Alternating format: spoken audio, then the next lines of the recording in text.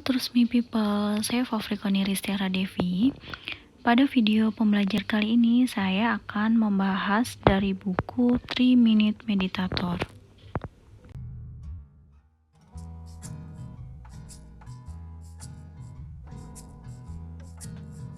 Jadi, meditasi merupakan seni pengendalian mental.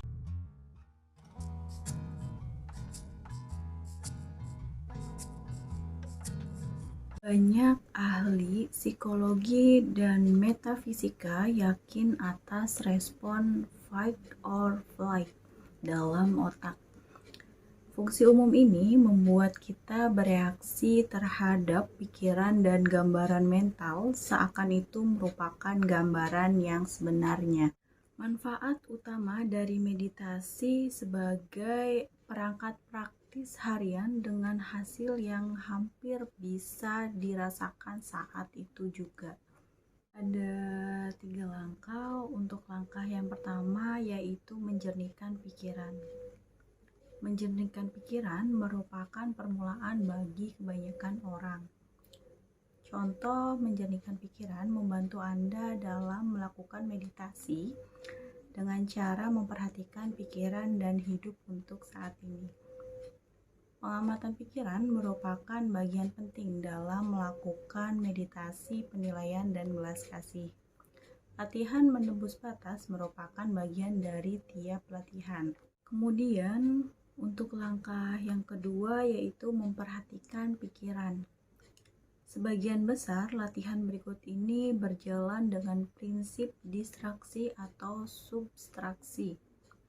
Dengan membantu rangkaian instruksi yang banyak namun sederhana kepada pikiran. Menolong jiwa mengenai rasa takut, kemudian hasrat, ingatan tertentu, dan ramalan akan bergeming.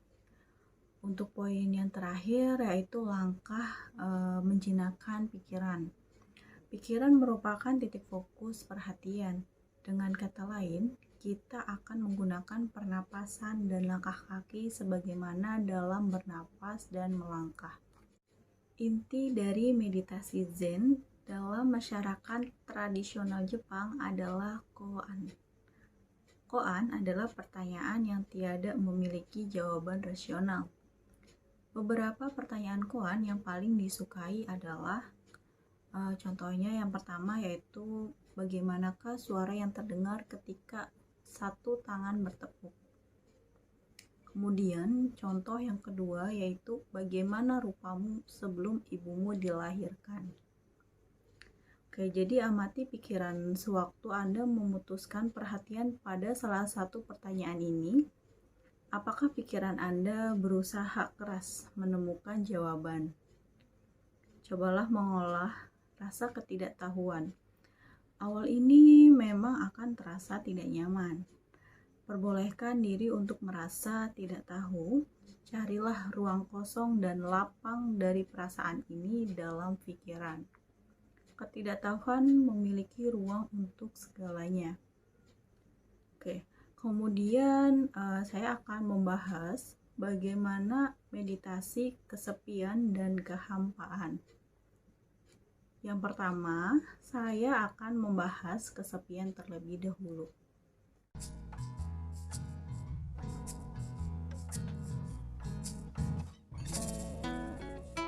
Kesepian memiliki makna yang berbeda bagi setiap orang. Bagi beberapa orang, kesepian berarti kehilangan orang tertentu karena terpisah oleh jarak atau waktu. Jenis kesepian ini bisa dianggap sebagai bentuk duka atau kehilangan. Namun, sebagai lainnya, kesepian berarti tidak memiliki cukup banyak teman atau orang lain yang bisa diajak berbagi pikiran dan perasaan.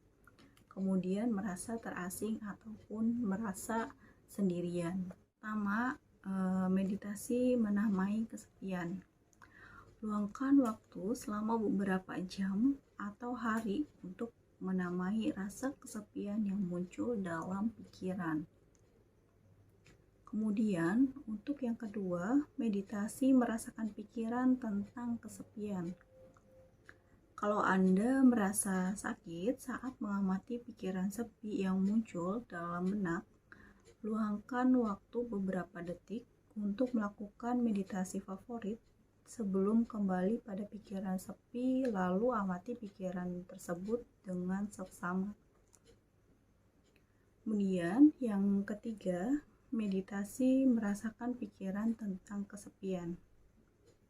Pikiran kesepian hanyalah sebuah pikiran. Tak peduli apakah kita sengaja memunculkannya atau tidak. Kemudian yang kedua, saya akan membahas mengenai kehampaan.